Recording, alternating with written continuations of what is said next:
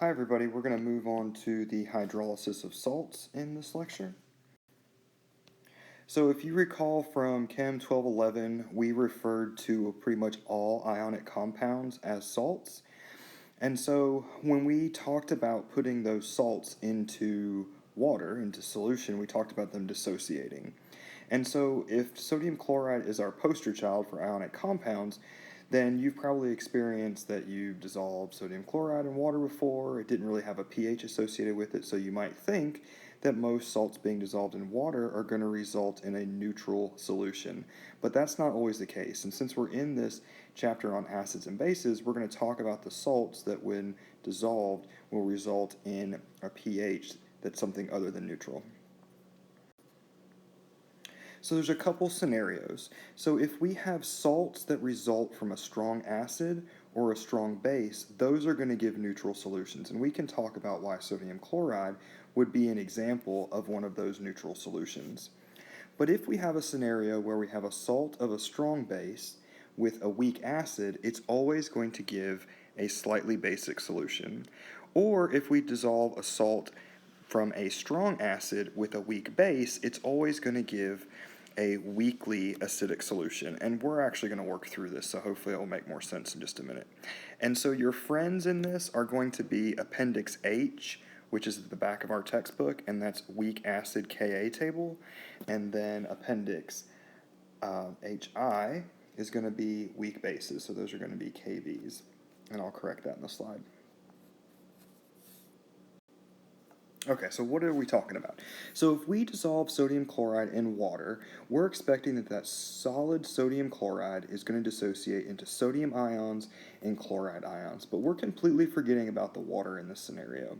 So let's also think about what's going to happen to each one of these ions when they make it into water. So we're going to have sodium plus interacting, potentially, with water, and so there's the potential that that's going to set up a place where that sodium is going to try to grab something to become neutral. The only thing that it can grab would be an OH off of that water, and so that would leave H plus.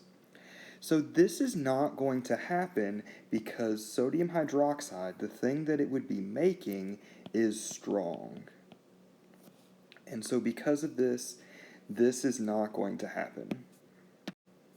So we can go through with the other ion now. Now we can think about the chloride. So if we have chloride, negatively charged, interacting with water, it has the potential to set up a scenario where that chlorine is going to want to become neutral.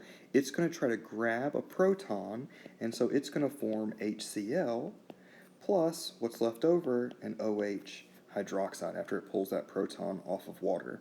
So again, we're going to assess, is this going to be a product that is strong acid or strong base?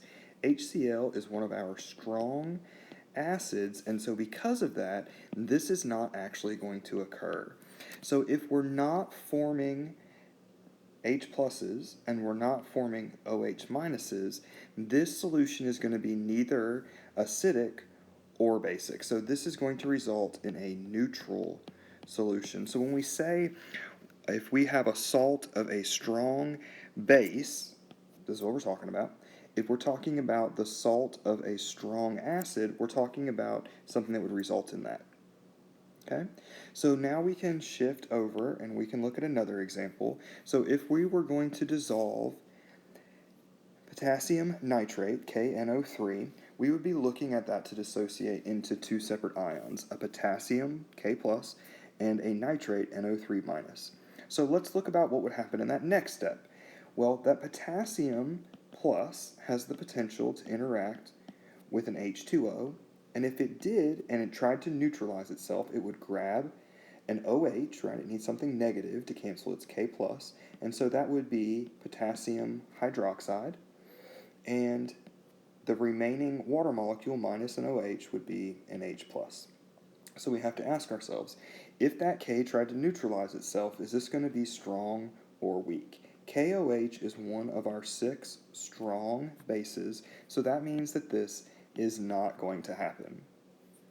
We can look at the other ion. We can look at that nitrate and see what happens when the nitrate potentially interacts with water. So NO3- interacts with water. has the potential to try and grab a proton. If it grabs a proton, it becomes HNO3, nice and neutral now. But if it grabs that proton, it leaves water as OH minus. So again, we ask ourselves, is this going to be strong or is this going to be weak after it tries to neutralize itself? Well, this HNO3 is nitric acid. It is also on our list of strong acids, and so because of that, this is not going to occur in solution. If we're not making H pluses, we are not going to have an acidic solution. If we're not making OHs, we are not going to have a basic solution. That means this salt, when dissolved, is also going to be neutral.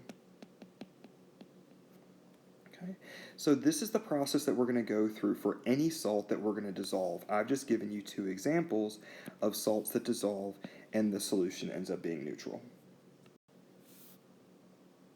And so to remind you then, HCl is going to be one of our strong acids, so if we make that in the process, then that is going to lead to a neutral solution. If we make HNO3, that is one of our strong acids. That is not a favorable reaction. You are not going to form HNO3 because HNO3 as a strong acid is always going to dissociate 100%. We had an example with sodium hydroxide. Our sodium hydroxide was one of our very strong bases. If you try to make sodium hydroxide, right, if the sodium tried to grab an OH, that's not going to happen because sodium hydroxide always dissociates. Same thing with potassium hydroxide. If you had that potassium and it was looking to neutralize itself by grabbing an OH, that is not going to happen because KOH is always going to dissociate 100%. So there are scenarios where we are going to form some ions that when neutralized are going to produce something that is a weak acid or a weak base, and that is actually going to influence the overall pH of the solution. So let's take into consideration dissolving sodium acetate in water. We draw that out by saying the sodium acetate, CH3COO, is going to interact with water, and when it does that, it's going to dissociate into sodium plus ions and acetate ions, CH3COO ions. So now that we've dissociated that, let's think about what's going to happen with those two ions now that they're dissolved in water. Let's first go after the sodium, and so if we look at the sodium, what's going to happen? Well, if sodium has a plus charge on it, the only way to neutralize itself is to grab an OH. That would make this NaOH. Well, that's strong. NaOH is one of our strong bases, and so this is not going to happen. So we are not going to form a basic solution. This is not becoming basic. But we have to consider the other half as well. So what about that CH3COO minus? So that one, we're going to say, great, let's bring that down. What happens if we let CH3COO minus interact with water? So I've got CH3COO minus, I've got my water. What's going to happen? If CH3COO minus tries to neutralize itself, it's going to grab a proton off of water. If it grabs a proton off of water, it becomes HCH3COO, right? So we added this H. This is the H that we pulled off of the water molecule. And if that happens, that's going to leave OH minus in solution. We look at CH3COO with this new H on it, and is this strong or is this weak? This is going to be weak because it's not one of our 6 strong acids or strong bases. If this is weak, then this is actually going to happen. This is going to happen. And if this happens, now I have OHs in solution, so I am going to have a weakly basic solution. Okay? So the solution is weakly basic because of the weak acid half of the salt. It is very difficult in my head to remember salt of a strong base, salt of a weak acid, so I like to write it out in these steps and say, okay, what would happen if I have a molecule that's trying to neutralize itself? It's going to interact with this water molecule, and it's going to grab either an OH or an H. If that happens, does it make something weak or strong? And then if it makes something weak, then whatever ion is left over, whether it's an H plus or an OH minus, that's going to tell me whether my solution is weakly basic or weakly acidic. So let's do another one. Instead of a salt of a strong base, let's do the salt of a strong acid. So if we dissolve ammonium chloride in water, we have to remember that ammonium chloride is NH4Cl. When that falls apart, it's going to fall apart here. We're going to end up with NH4, a positive polyatomic ion, ammonium, and we're going to end up with Cl minus. So let's talk about this Cl. Let's bring this Cl down and see what would happen to that Cl now that it's in solution. If Cl is in solution, it's potentially going to interact with a water. If it interacts with water, the only way it can neutralize itself is to grab a proton. If it grabs a proton, it is going to form HCl and make OH minus left over. HCl is one of our strong acids, and so because of that, it always dissociates, so you are not going to ever see HCl in that solution. Okay, so this is not going to happen, so it is not going to produce a basic solution. It's not going to put these OH minuses into solution because you're not going to form HCl. So now let's look at the other one. Let's look at this NH4. What would happen if it tried to interact with water? So NH4 is a plus, that's what that plus is right there, and so it's positively charged, and so it can actually donate a proton. If it donates a proton to water, H2O is going to become H3O, and it's going to go back to being NH3. So now we look at this. If I make NH3 as the way that I want to neutralize myself, is this strong or weak? NH3 is ammonia. It is a weak base, and because it's a weak base, this is going to happen. And so if this does happen, it means that we're putting H3Os into solution, so that means that this solution is going to be weakly acidic. Okay, so that's the process that I go through trying to decide whether my solution is going to be weakly acidic or weakly basic. So in trying to determine the pH of a salt solution, we have a lot of steps that we need to go through, and we're going to do at least 3 examples so that you'll have a chance to see how that works. So we need to figure out where the ions come from. If I give me a molecule, can I break it in half into ions when it dissociates? If it dissociates into those ions, I need to be able to decide what type of solution we're going to have. So if I can have a balanced chemical equation, I can start to say what's going to happen to those ions when they're in solution. How are they going to interact with that water?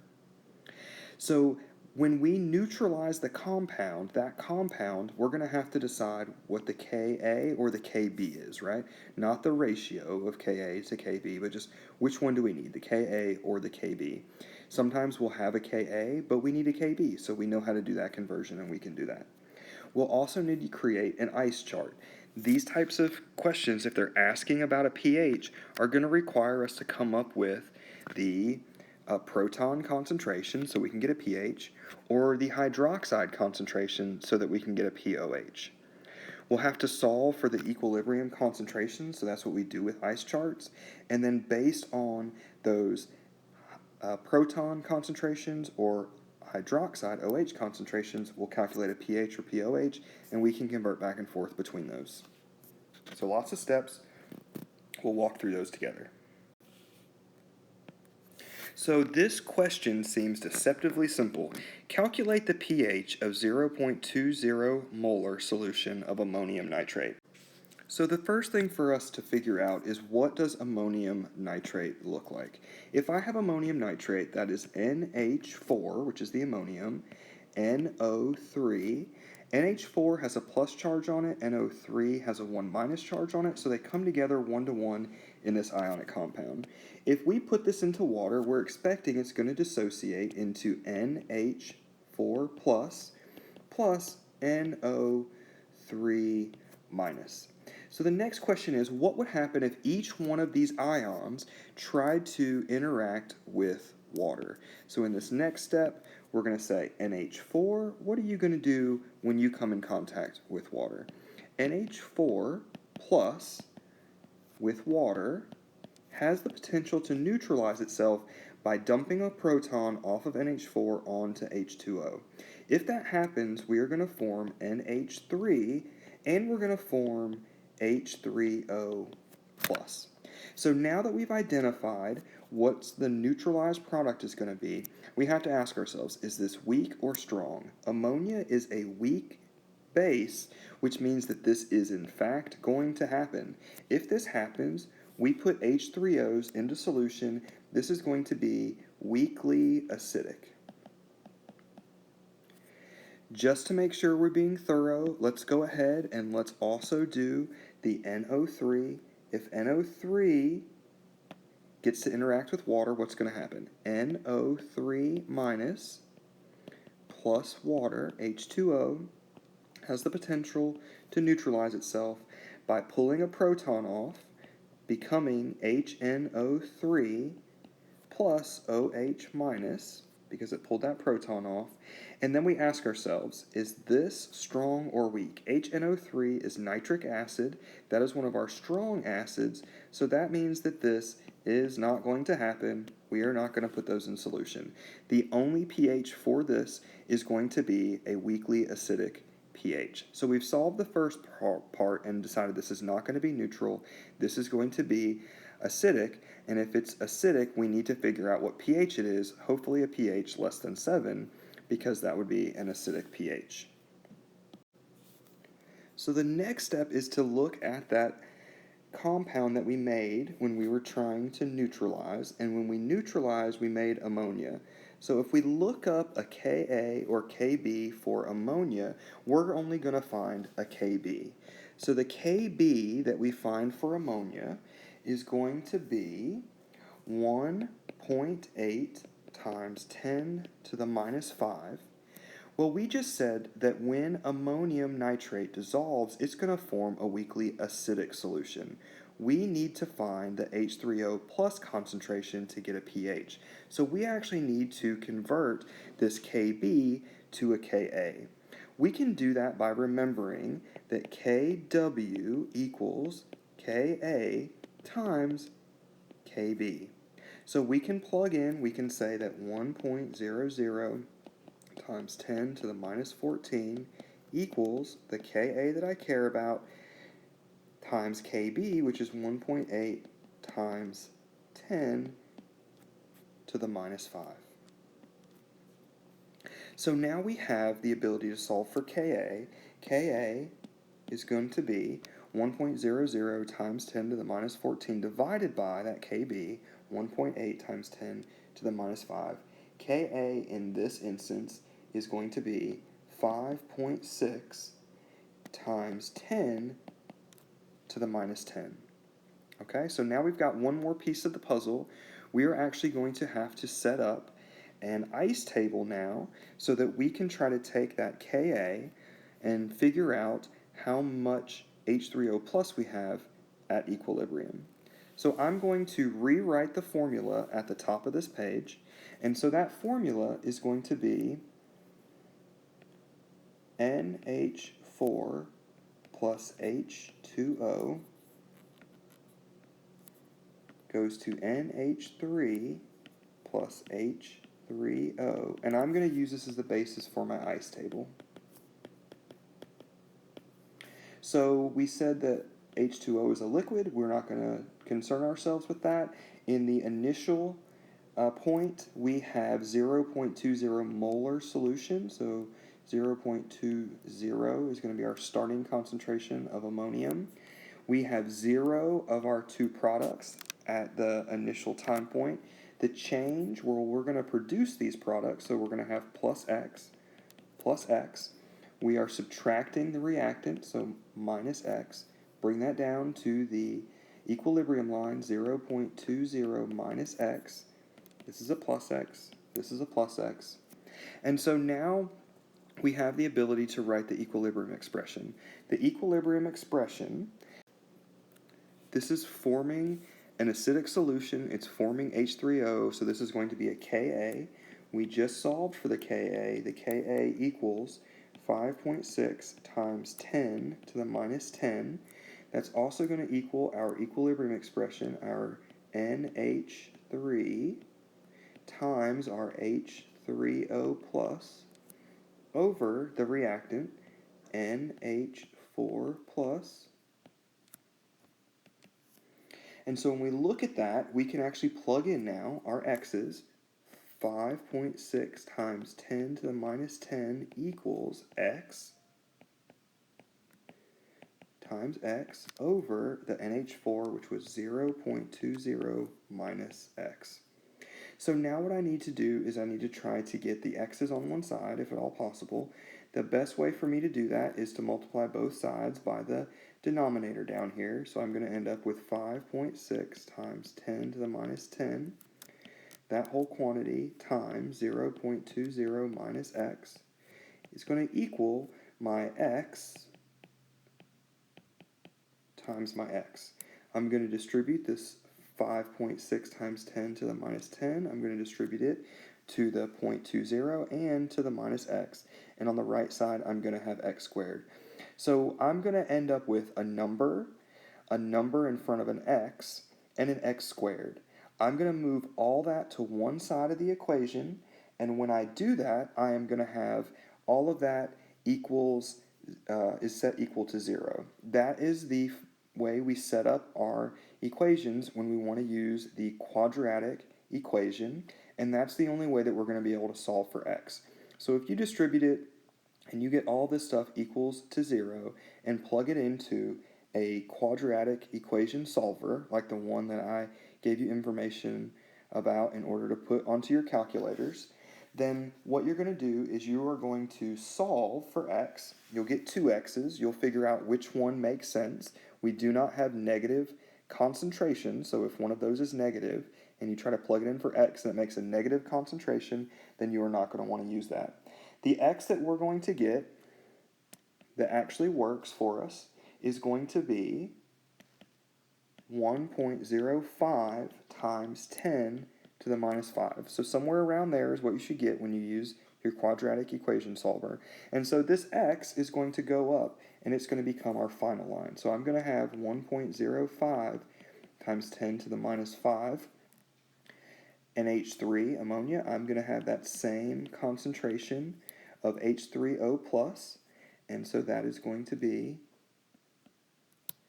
the same thing. If I want to get the pH, I need to say pH equals the negative log of my H3O concentration, which I just solved for. It's going to be the negative log of 1.05 times 10 to the minus 5. And when I solve that, my calculator is going to tell me 4.9788, not caring about sig figs. I'm going to need to have 3 sig figs, according to this part of the calculation. And so when I do that, I'm going to end up with an answer. pH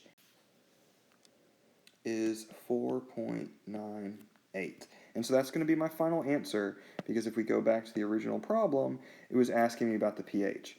So this is definitely not going to be a Section 1 or Section 2 or it could be a Section 2 question, but it's going to have multiple points. And so I will actually ask you kind of step by step, right? Because I typically have questions with multiple steps. So one step will be, what are the ions that dissociate? When they produce, do they produce weak or strong?